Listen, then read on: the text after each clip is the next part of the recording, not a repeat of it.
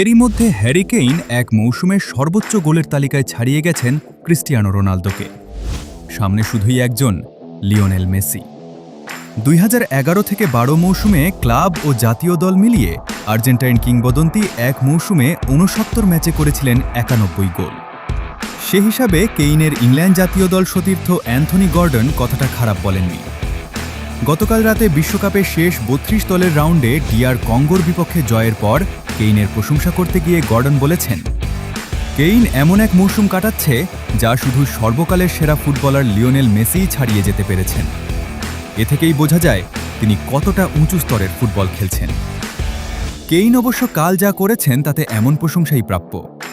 DR কঙ্গোর বিপক্ষে শেষ 15 মিনিটে 2 গোল করে ইংল্যান্ডকে শেষ 16তে তুলেছেন ইংলিশ অধিনায়ক। 86 মিনিটে তার করা জয়সূচক গোলটি তো ছিল অসাধারণ।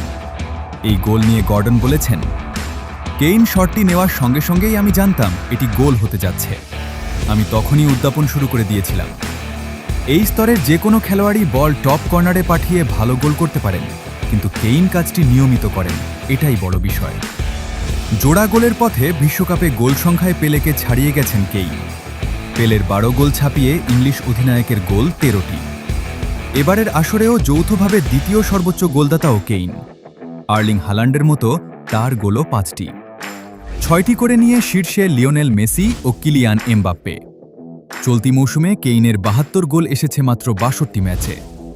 বায়ার্নের হয়ে গোল করেছেন 61টি, বাকি 11টি ইংল্যান্ডের হয়ে। বায়ার্ন মিউনিখের হয়ে দুর্দান্ত পারফরম্যান্সের পর ইংল্যান্ডের জার্সিতে কেইনের এমন ফর্ম, সব মিলিয়ে তার ক্যারিয়ারের সেরা মৌসুমই এটি।